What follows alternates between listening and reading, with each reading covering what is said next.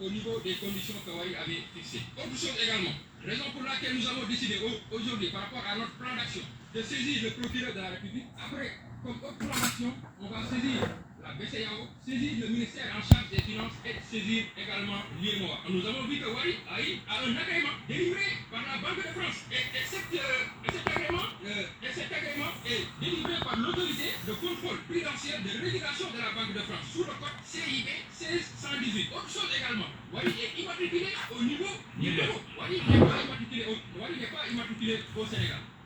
Le secteur des hydrocarbures va bénéficier d'une convention collective.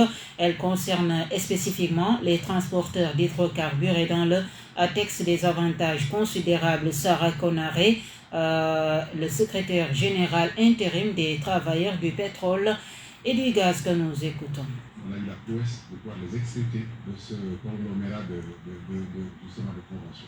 Ils ont une convention spécifique transport, sous-secteur transport hydrocarbures, qui a les mêmes avantages que la convention du secteur du pétrole. Comme avantage, l'indemnité de logement, il y a une indemnité de bénévolat qui n'existe plus pareil. Donc pour vous dire que cela tient complètement de l'existant. Ils ont une convention sémantaire à la signature de premier, on applique à les textes et ils verront que c'est totalement différent.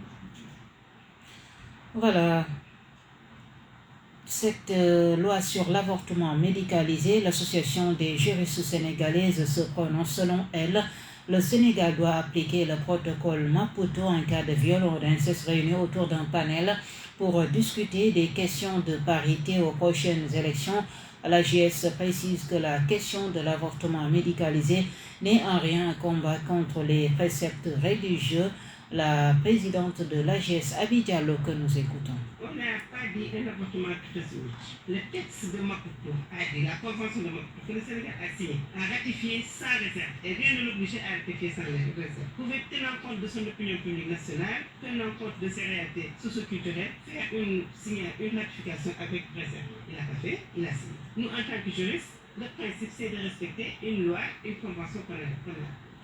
Léon, il y a un direct. En cas de viol et d'inceste, il ne faudrait pas que les gens raccourcissent le concept et ce qu'on a dit. On a dit en cas d'inceste et de viol. Et ça, on l'a dit, c'est basé sur des raisons bien déterminées, des raisons objectives que nous avons constatées et que nous constatons toujours dans notre pays. L'inceste et le viol de mineurs, ça, c'est quelque chose que tout le monde vit au Sénégal et les conséquences également sont vécues par tout le monde. 7 points au menu des discussions ce jeudi au niveau de l'hôpital de ville de Dakar à l'occasion de la première réunion du conseil municipal convoqué par le maire de Dakar, Soham Wardini. Les détails sont expliqués par la mairesse de Dakar, Soham Wardini, que je vous propose d'écouter. 3 points sur les conventions avec la coopération décentralisée ont déjà été adoptés, votés à l'unanimité. Donc ce qui nous reste à examiner en intercommission, c'est le compte administratif, l'autorisation spéciale de recettes et dépenses et les orientations pour l'année 2022. Bon, c'est des conventions dans le domaine du sport, les deux, avec Paris et avec Grand Paris Sud, une coopération décentralisée qui va nous amener vers les grands événements sportifs, notamment les JO 2026, et ensuite des jeux, des collaborations avec Grand Paris Sud pour effectivement animer et peut-être détecter même des talents en vue des JO de 2026. Et pour la troisième, évidemment, c'est pour la protection de l'enfance. C'est pourquoi nous avons donc essayé de trouver une convention avec l'UNICEF en vue de construire une maison de l'enfant à Dakar et particulièrement dans la commune de Mermoz-Sacré-Cœur. Voilà, c'est la mairesse de Dakar, Soham Wardini. Le syndicat autonome des gardiens, agents de sécurité du Sénégal, menace d'aller en grève et de geler ses services avec le groupe Sonatel. Ces travail reprochent à la société des télécommunications d'outrepasser les règles de transparence entre les sociétés de sous-traitance Solarcom et Loliforce qui sont dans la gestion du marché de la sécurité. Ils galèrent pour obtenir leur salaire et leurs droits les plus élémentaires. Sadir Babou, que je vous propose d'écouter avec Aomise Kindiaye. À quoi joue la Sonatel lorsque les règles de transparence sont bafouées entre Solarcom et Loliforce dans la gestion du marché de la sécurité au détriment des travailleurs qui galèrent pour obtenir leur salaire et les droits les plus élevés? comment pouvez-vous comprendre que les ouvriers et les agents de sécurité qui sont là pour la protection et le bon fonctionnement de la communication soient sevrés de salaire depuis des mois et la Sonatel défie d'ignorer ses exigences en matière de protection du salarié. Auparavant, ce sont les travailleurs de Solarco qui étaient inquiets de leur outil de travail car leur employeur ne parvenait pas à honorer les salaires de ses ouvriers éparpillés partout à travers le Sénégal où se trouvent les antennes de la Sonatel. Présentement, ce sont des agents de sécurité qui sont soumis aux ordres de leurs employeurs. Les travailleurs subissent la loi de la nature en cette période hivernale avec toutes les cités.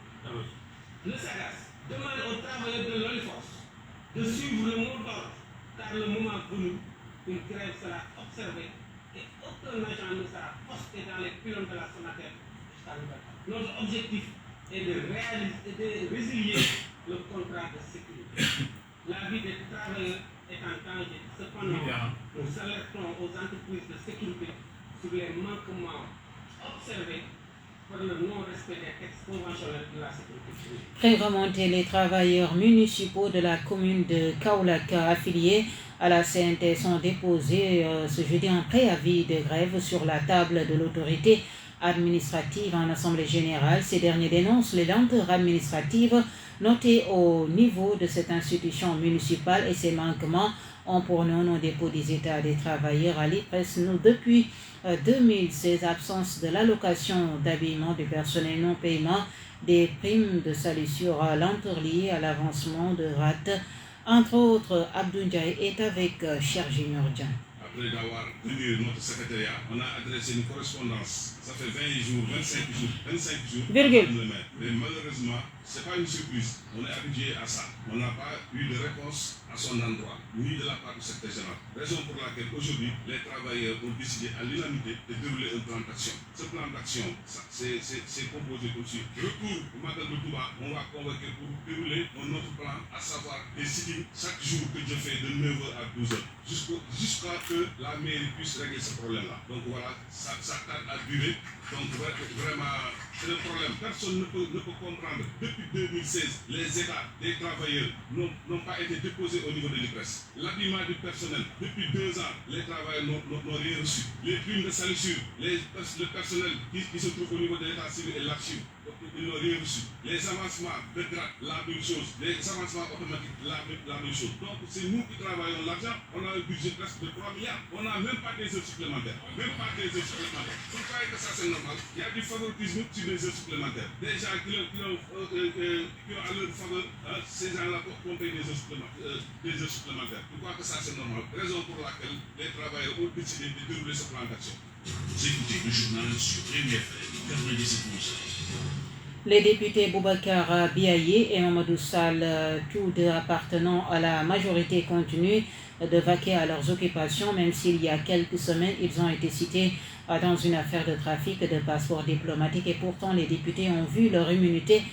parlementaire levée rapidement pour faire face à la justice dans des affaires différentes de ce qui semble être une justice à 2 vitesses, lenteur dans la levée de l'immunité des députés. Le retard est normal si l'on se réfère à l'analyse faite par Ibabari Kamara, professeur de droit à l'université Cheikh Anta Diop de Dakar. Nous estimons que ça devrait se passer comme ça, mais en tout cas de cause, ce qu'on avait